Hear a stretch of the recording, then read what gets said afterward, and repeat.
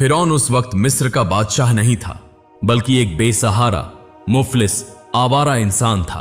वह और उसका प्यारा दोस्त हामान काम की तलाश में मिस्र के दारुल हुकूमत की तरफ रवाना हुए। इसी दौरान मिस्र के बादशाह ने अपनी फौज को बुलाकर शाही दरबार में ऐलान करवाया कि कब्रिस्तान के दरबान के लिए कुछ आदमियों को मुकर्रर किया जाएगा। तुम लोग शहर में जाकर यह ऐलान कर दो। तब कुछ सिपाही शहर के एक हिस्से में आकर कहने लगे, मिस्र के बादशाह ने ऐलान किया है कि कब्रिस्तान में कुछ दरबानों की नौकरी के लिए लोग रखे जाएंगे, उन्हें तनख्वाह दी जाएगी। अगर तुम में से कोई इस नौकरी के लिए ख्वाहिश रखता हो तो फौरन शाही दरबार आकर राब्ता करे।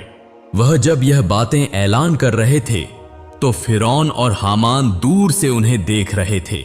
बहुत ज्यादा लोगों का हुजूम देखकर फिरौन और हामान भी उस जगह पहुंच गए और सारी बातें बड़ी तवज्जो से सुन ली। इसके बाद जब सब लोग चले गए तो फिरौन ने हामान से कहा, दोस्त, हमारे पास तो कोई काम नहीं है, चलो हम शाही दरबार जाकर इस काम के लिए राब्ता करते हैं। तब हामान ने कहा, दोस्त, क्या तुमने सोचा है, तुम तो एक मुफलिस आवारा हो, बल्ख से आए हो, वह तुम्हें इस काम पर क्यों मुकर्रर करेंगे? क्या तुम में शाही दरबार जाने की हिम्मत होगी? यह बात सुनकर फिरौन ने कहा, दोस्त, तुम फिक्र न करो, मैं बड़ी होशियारी से, अक्ल और हिम्मत के साथ शाही दरबार जाकर ऐसा अदाकारी करूंगा और बादशाह से यह बातें कहूंगा। मुझे यकीन है वह मुझे यह नौकरी जरूर देगा। फिरौन बहुत चालाक और तेज अक्ल वाला था। इसके बाद फिरौन और हामान शाही दरबार की तरफ रवाना हुए। जब वह शाही दरबार के करीब पहुंचे तो हामान को बाहर छोड़कर फिरौन शाही दरबार के अंदर दाखिल हो गया। मिस्र का बादशाह उस वक्त शाही दरबार में मौजूद था। फिरौन रोने की अदाकारी करते हुए बोला, जहां पनाह, मैं एक बेसहारा मुफलिस नौजवान हूं, मेरे पास कोई काम नहीं, मैं ढंग से खाना भी नहीं खा पाता, मैं बहुत तकलीफ में हूं। मेहरबानी करके अगर मुझे कोई काम दे दीजिए तो मैं आपका हमेशा शुक्रगुजार रहूंगा। सुना है आप बहुत रहमदिल हैं, खुदा के लिए मुझे खाली हाथ वापस ना लौटाएं। फिरौन की ऐसी अदाकारी भरी रोती हुई बातों और अंदाज़े गुफ्तगू ने बादशाह की तवज्जो हासिल कर ली। तब बादशाह ने उससे कहा, ए नौजवान, तुम कौन सा काम करना चाहते हो? तब वह और भी रोने की अदाकारी करते हुए बोला, जहां पनाह, मैंने सुना है आप कब्रिस्तान के एक दरबान की तकरारी करेंगे। अगर वह काम मुझे दे दें तो मैं बहुत ईमानदारी के साथ यह काम करूंगा। तब मिस्र के बादशाह ने फिरौन को कब्रिस्तान के दरबान की नौकरी पर मुकर्रर कर दिया। अगले दिन से फिरौन हामान को साथ लेकर कब्रिस्तान के मेन गेट पर बैठने लगा। मगर फिरौन के दिमाग में कुछ और ही चल रहा था। उसके अंदर बहुत बड़ी ख्वाहिशें थीं। हामान ने कहा, दोस्त, सिर्फ इस तरह बैठकर नौकरी करने से कभी कोई बड़ा आदमी नहीं बना जा सकता। इसके लिए मंसूबा और अक्ल की जरूरत होती है। इसी साल शहर में हैजे की बीमारी वाबा की सूरत में फैल गई। नतीजा यह हुआ कि घर घर लोग मरने लगे और रोजाना सैकड़ों लाशें कब्रिस्तान में दफनाने के लिए लाई जाने लगी। फिरौन और हामान ने इन मंजारों को बहुत गौर से देखा। उस रात फिरौन और हामान घर में अकेले थे। अचानक हामान ने कहा, दोस्त, मेरे जहन में एक तरकीब आई है। फिरौन ने कहा, कौन सी तरकीब? हामान ने कहा, जो लोग कब्रिस्तान में लाशें दफनाने आ रहे हैं, अगर हम उनसे थोड़े थोड़े पैसे ले लें तो हमारे पास बहुत ज्यादा पैसा हो जाएगा, मगर यह काम बहुत होशियारी से करना होगा। तब फिरौन ने कहा, तो दोस्त, कल से तुम कब्रिस्तान के मेन गेट पर बैठना और जो भी लाश दफनाने आए उसे मेरे पास भेज देना। मुझसे मिले बगैर लाश दफनाने न देना। इसके बाद अगले दिन हामान कब्रिस्तान के गेट पर बैठा हुआ था। कुछ लोग लाश दफनाने आए। तब हामान ने कहा, क्या आप लोगों ने नहीं सुना कि मिस्र के बादशाह ने एक नया कानून बनाया है? अब से आप लोग लाश दफन नहीं कर सकते। लाश दफनाने के लिए पहले इस कब्रिस्तान के दरबान से इजाजत लेनी होगी। वह दफ्तर में बैठे हैं, आप सब वहां जाकर राब्ता करें। तब कुछ लोग फिरौन के पास जा पहुंचे। फिरौन ने कहा, भाइयों, आप सब जानते हो कि हैजे की वाबा में बहुत से लोग मर रहे हैं और यह ऐसी बीमारी है जो और लोगों की जान भी ले सकती है। इसलिए कब्रिस्तान की सफाई सुथराई और दूसरे उसूलों के लिए मिस्र के बादशाह ने कानून बनाया है। लाश दफनाने के लिए आप लोगों को कुछ सोना और कुछ रकम देनी होगी। इससे वाबा कम फैलेगी और रूह की मगफिरत के लिए दुआ भी हो जाएगी।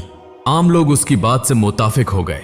तब से जो भी लाश दफनाने आता, फिरौन हर एक शख्स से इस तरह सोना और पैसे लेने लगा। रोजाना सैकड़ों लाशें कब्रिस्तान में दफन होती और फिरौन उनसे होशियारी से पैसे वसूल करता था। कुछ दिन बाद उसने लाश दफनाने के लिए ली जाने वाली रकम बढ़ा दी और इस तरह होशियारी से धोखा देकर आम लोगों से पैसे ऐंठ कर फिरौन ने बहुत सारा माल जमा कर लिया। एक दिन फिरौन ने हामान से कहा, दोस्त, हमारे पास अब बहुत पैसा हो गया है, सोच रहा हूं ये पैसे मिस्र के बादशाह को दे दूं। हामान ने कहा, अरे दोस्त, इतनी होशियारी से लोगों को धोखा देकर हमने पैसा कमाया और वह पैसा मिस्र के बादशाह को दे देगा, यह कैसी बेवकूफी है। तब फिरौन ने कहा, दोस्त, मैं सारा पैसा नहीं दूंगा, कुछ अपने लिए रखूंगा। इसके पीछे बहुत सी वजहें हैं जो आहिस्ता आहिस्ता जाहिर होंगी। इसके बाद एक दिन फिरौन और हामान वह पैसा लेकर मिस्र के शाही दरबार में हाजिर हुए। मिस्र के बादशाह ने कहा, क्या बात है, बोरी क्यों ले आए हो? इसमें क्या है? फिरौन ने कहा, जहां पनाह, इसमें बहुत सारा पैसा है, मैं शाही खजाने में देने के लिए लाया हूं। फिरौन की ऐसी सोच और ऐसी अक्ल देखकर बादशाह उससे बहुत खुश हुआ और उस पर खास तवज्जो देने लगा।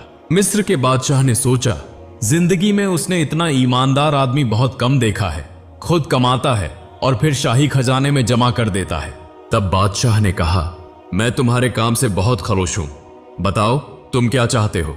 फिरौन ने कहा, जहां पनाह, मैं कुछ भी नहीं चाहता, मैं चाहता हूं कि सब लोग मेरे जैसे ईमानदारी से काम करें ताकि मुल्क और तरक्की करे। यह कहकर वह शाही दरबार से चला गया। कुछ देर बाद मिस्र के बादशाह ने अपने वजीर, अमीरों, शहर के कोतवाल और तमाम बड़े जिम्मेदार लोगों को लेकर एक मीटिंग बुलाई।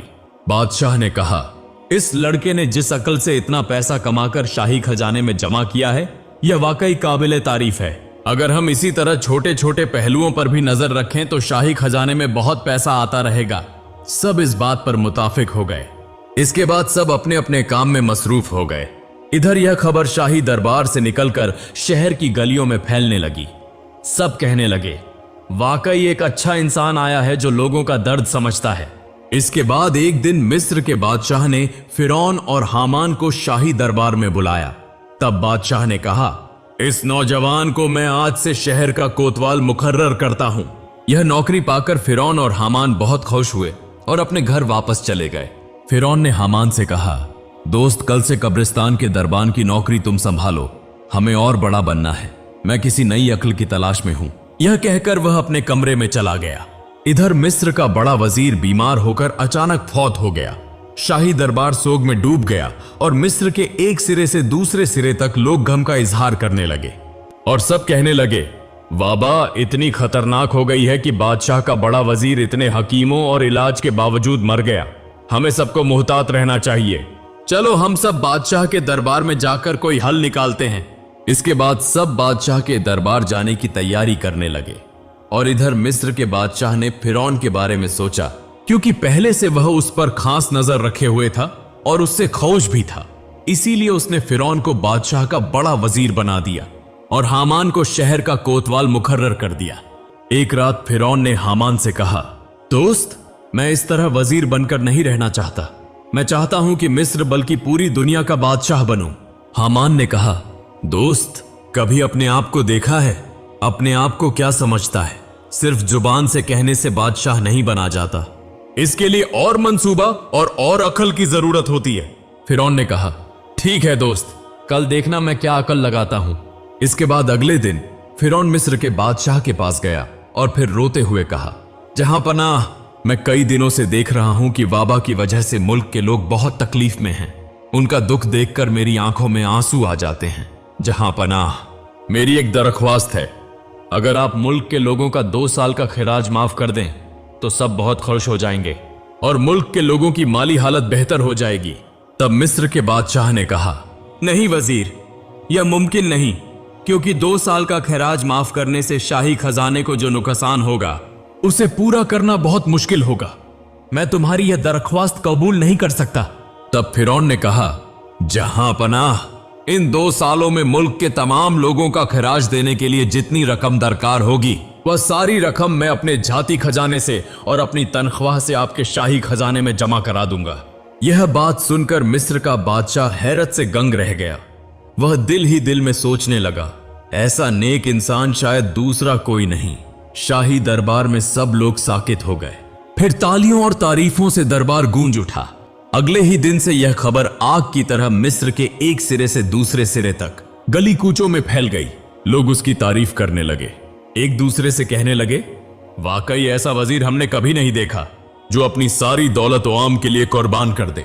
अगर उसके काम इतने बड़े हैं तो उसका दिल कितना बड़ा होगा। ऐसा शख्स अगर वजीर के बजाय मुल्क का बादशाह होता तो हम वाकई खुशनसीब होते। मुल्क के तमाम लोग उसकी तारीफ करने लगे। इसी तरह कई साल गुजर गए। इस दौरान मिस्र का बादशाह बुढ़ापे की उम्र को पहुंच गया। बुढ़ापे की वजह से मिस्र का बादशाह अचानक वफात पा गया। उसका कोई वारिस न था जो तख्ते शाही पर बैठता। मिस्र के बादशाह की तदफीन के बाद 3 दिन तक सरकारी सोग मनाया गया। मिस्र के तमाम अवाम और शाही दरबार के तमाम अहल ए इल्म ओ दानिश परेशान हो गए कि मिस्र का बादशाह कौन होगा। फिर एक दिन पूरे मिस्र और शाही दरबार के अहल ए इल्म ओ दानिश इकट्ठे होकर एक निहायत अहम इजलास में जमा हुए। उनमें से एक ने कहा, आप लोग बताएं कि अगला मिस्र का बादशाह किसे बनाया जाए, क्योंकि बादशाह के बगैर कोई मुल्क नहीं चल सकता। बादशाह के बगैर मुल्क ऐसे है जैसे सर के बगैर जिस्म, लिहाजा बहुत जल्द इसका हल होना चाहिए। तब एक और बुजुर्ग आलिम ने कहा, इससे पहले मुल्क के अवाम फिरौन से खुश थे और उसकी बहुत तारीफ करते थे, क्योंकि उसने अवाम के लिए अपनी जाती दौलत से खिराज माफ कर दिया था, जो एक बेमिसाल वाकया है। मेरी राय में अगर फिरौन को मुल्क का बादशाह बना दिया जाए तो यह बहुत अच्छा होगा और अवाम भी खुश होंगे।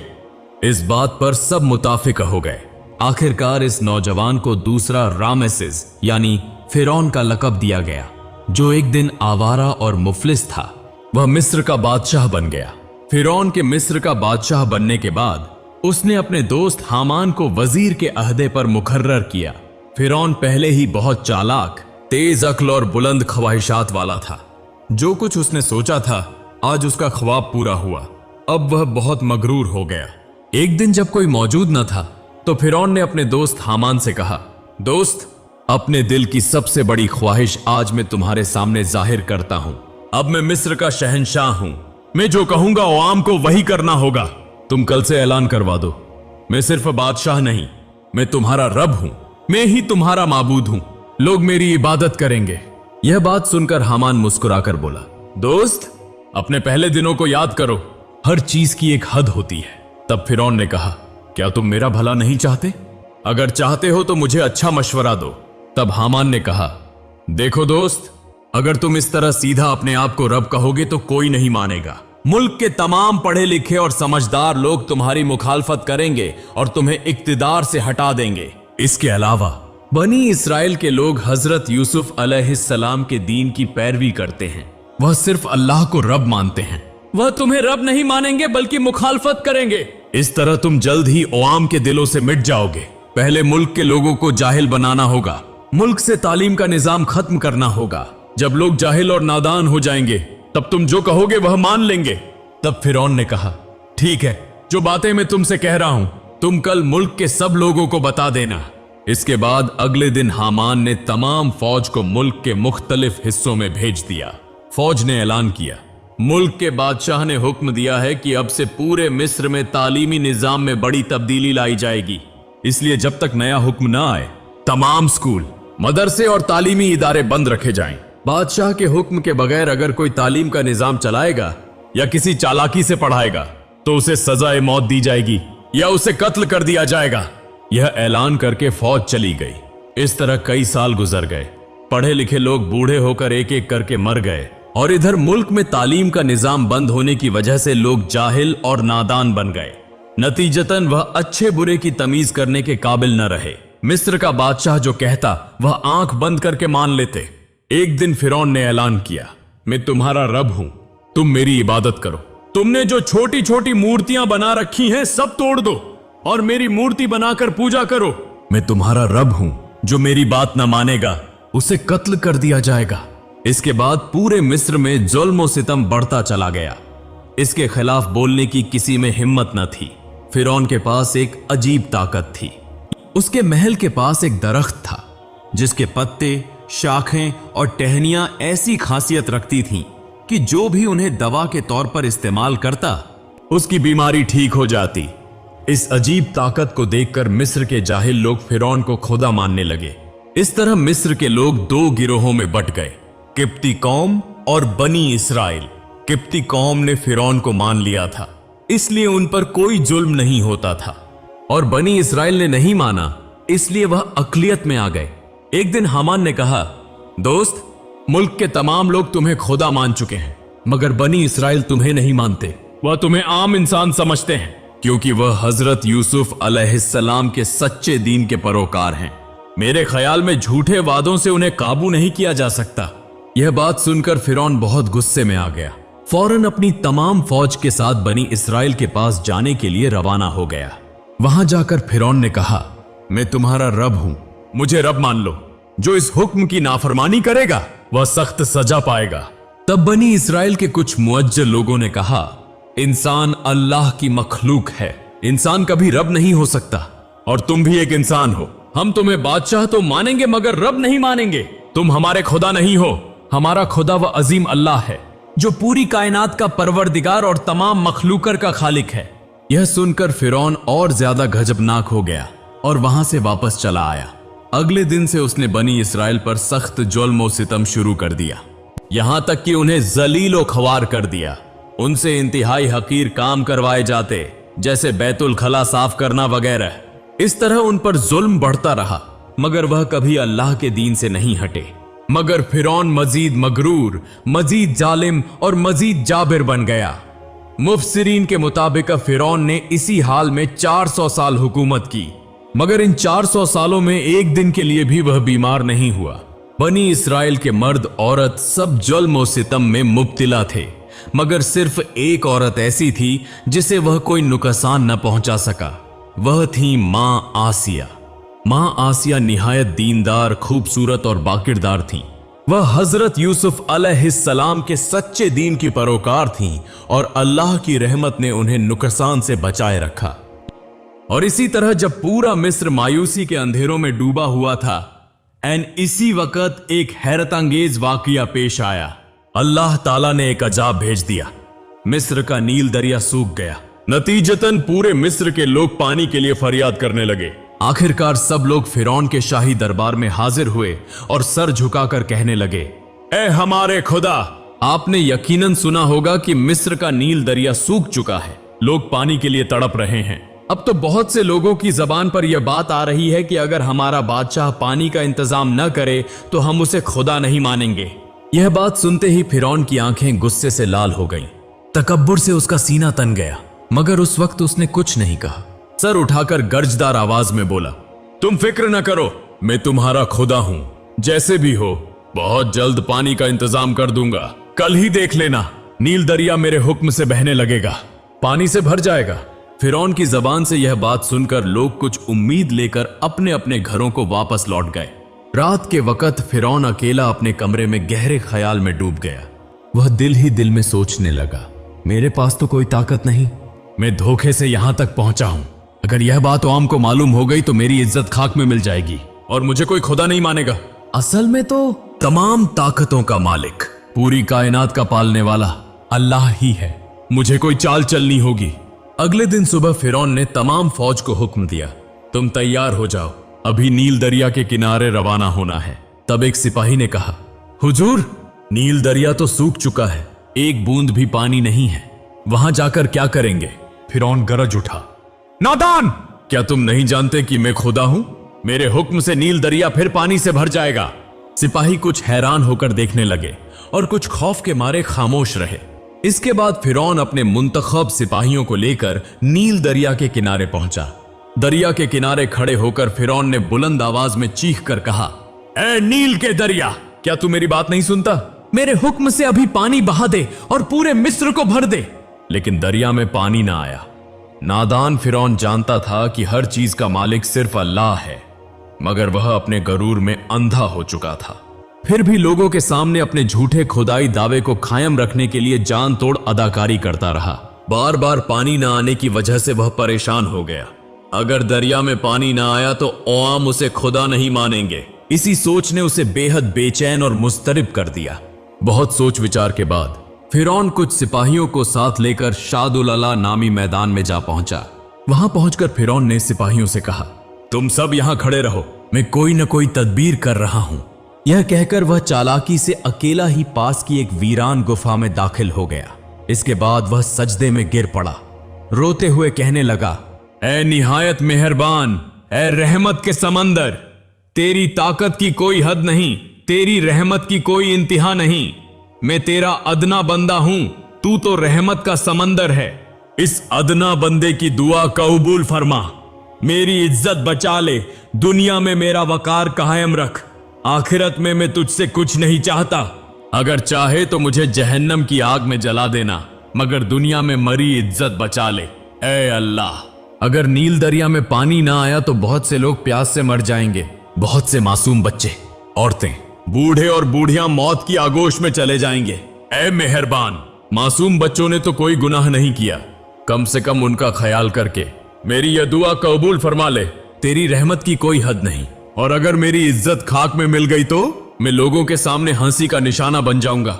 ऐ अल्लाह, तू मेरे हाल से खूब वाकिफ है, फिर भी तुझसे दुआ मांगता हूं, मेहरबानी फरमाकर मेरी यह दुआ कबूल फरमा, मैं हमेशा तेरा शुक्रगुजार रहूंगा। यह दुआ करके वह जारो कतार रोने लगा। ठीक इसी वक्त कहीं से एक बूढ़ा शख्स गुफा के बाहर से बुलंद आवाज में बोला, जहां पनाह, जरा बाहर आइए।